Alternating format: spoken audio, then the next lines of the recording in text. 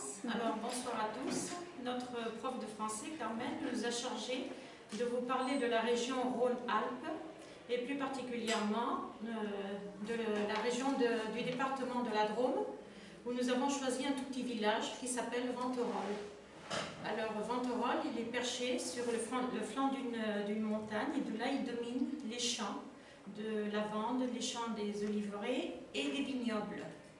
C'est un petit village très touristique et très pittoresque, n'est-ce pas, où on peut vivre comme les gens du pays.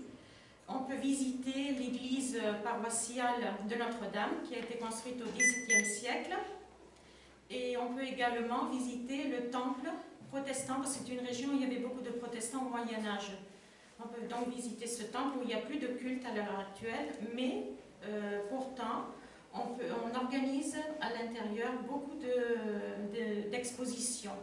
Ce village, il a également un grand atout, non seulement par son site, mais également parce qu'il a su garder tout le charme de son passé médiéval. Il y a un grand château dont on conserve uniquement la tour, n'est-ce pas? Et autour de ce château, de cette tour, s'organise toute la vie du village avec toutes ces maisons qui sont construites avec des pierres blanches, typiquement provençales, on dirait, puisque c'est une région qui est très frontalière avec la Provence. Et elles sont décorées avec des jolies fenêtres et des volets qui sont peints en bleu lavande. Surtout, c'est ce qui lui donne son décor. Et puis les façades et les devantures, elles ont aussi une profusion de fleurs. C'est vraiment très joli à voir, surtout en été. Alors, à part ça, bien sûr, on peut vivre comme les gens du village, on peut venir se détendre dans le petit bistrot, c'est tout petit, donc il y a un seul petit bistrot dans le village. On peut venir s'y détendre avec ses habitants. On peut aussi se rendre dans un petit restaurant qui est très typique, qui est placé dans une demeure, on dirait, historique. Et ça s'appelle le Café de la Poste. Et si vous êtes gourmand, eh bien vous vous approchez dans l'unique boulangerie-pâtisserie qu'il y a. Et là, vous succombez devant les tentations des gâteaux. Voilà. Et ensuite, bon, le village de Venterolles, les habitants, ils travaillent surtout dans les métiers agricoles. Il y a des petits artisans, mais il y a surtout des métiers agricoles. Parce qu'ils organisent tous les vendredis, près du château aussi, un marché. Petit marché où ils viennent exposer les produits qu'ils fabriquent, du miel, des olives, de l'huile, du vin. Nous sommes dans les Côtes-du-Rhône. Enfin, beaucoup de produits qu'ils fabriquent eux-mêmes. Et qu'est-ce qu'il y a d'autre aussi?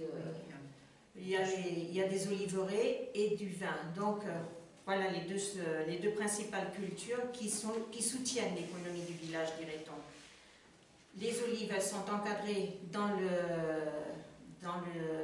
la dénomination. C'est ce qu'on appelle une dénomination d'origine ici en Espagne. C'est une appellation en France.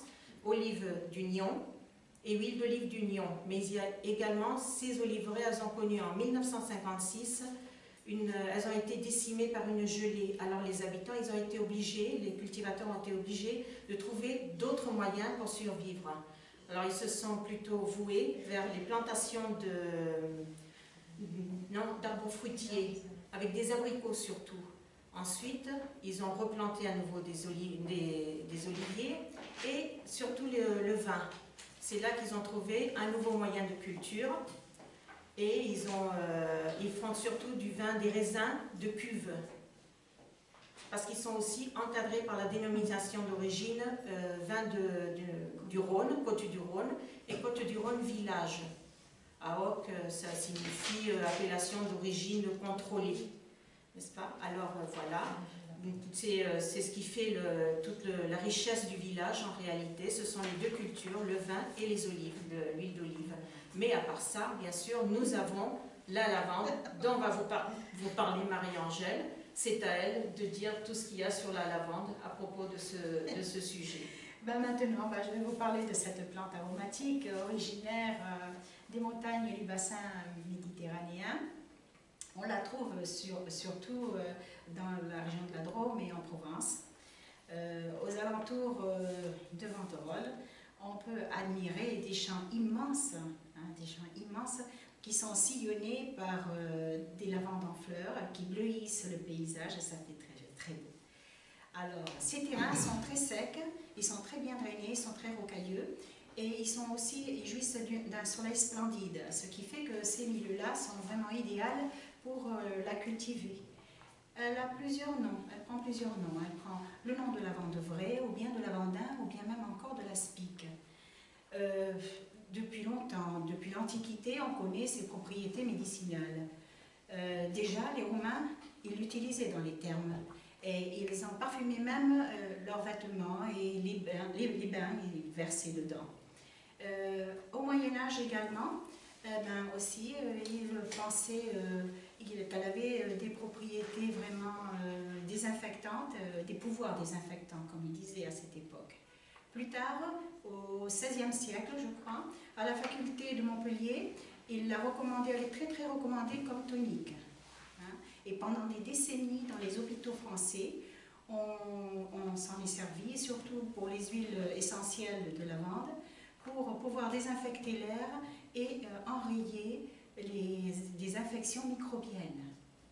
Aujourd'hui, on l'emploie surtout pour essayer d'apaiser certains maux, comme par exemple l'agitation chez les vieux, par exemple, l'insomnie, des fois, les malaises de type digestif, d'origine nerveuse surtout.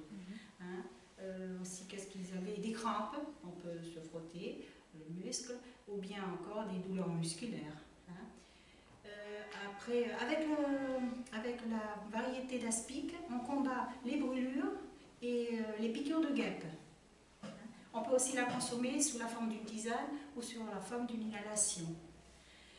Cependant, la lavande n'a pas seulement des applications médicales, elle est aussi utilisée dans l'industrie pour fabriquer des parfums, des produits cosmétiques, des savons, des shampoings, etc. et plusieurs autres produits.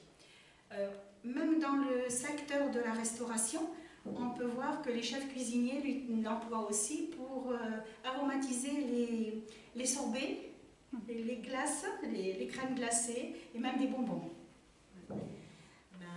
Donc voilà ce que je vous ai présenté sur la lavande.